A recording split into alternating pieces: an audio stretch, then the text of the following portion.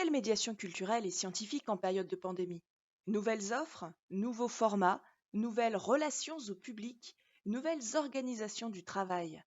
Cette crise dure et remet profondément en question notre activité. Venez prototyper la médiation de demain. Et pour nourrir ces échanges dans le cadre de la résidence Formation, Action, Recherche, nous menons une étude auprès des professionnels afin de mieux comprendre les problématiques du terrain. Au printemps 2020, la crise sanitaire due à la pandémie de Covid-19 a entraîné la fermeture rapide et plus ou moins soudaine des lieux publics, et par conséquent des musées et des institutions culturelles. Cette situation a fortement touché les activités de médiation culturelle. Le laboratoire FOAP du CNAM, l'école de la médiation et l'association Métis ont souhaité savoir comment cette situation impactait le métier de médiateur, et ont, à cet effet, lancé entre le printemps et l'automne 2020 une enquête par questionnaire et par entretien. Comprendre comment les médiateurs et médiatrices culturelles ont ou non changé les représentations de leur métier avec la crise sanitaire et le confinement. C'est l'idée de l'étude dont les résultats donneront lieu à une série d'ateliers et de formations auxquels vous pouvez d'ores et déjà vous inscrire. Alors sur quoi porteront ces ateliers? L'analyse est toujours en cours et ne sera finalisée que pour janvier, mais nous pouvons déjà vous dire qu'un des axes majeurs des conclusions touche à l'usage du numérique. En effet, de nombreux outils techniques font leur apparition dans la gestion des projets pendant le premier confinement.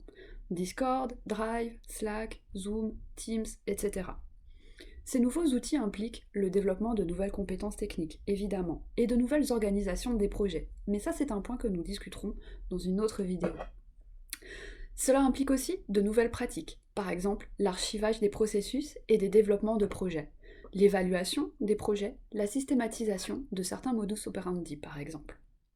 Le premier point à souligner est que les problèmes techniques interfèrent peu en fait dans cette nouvelle organisation de projet et sont peu abordés. Ils n'apparaissent pas, contrairement à certaines préhypothèses de départ, comme des obstacles majeurs à l'organisation du travail. Davantage que des problèmes purement techniques, les problèmes d'anticipation et d'organisation du travail à distance se sont révélés majeurs. Le deuxième point à souligner dans l'usage du numérique pendant le confinement peut se déployer sur deux axes.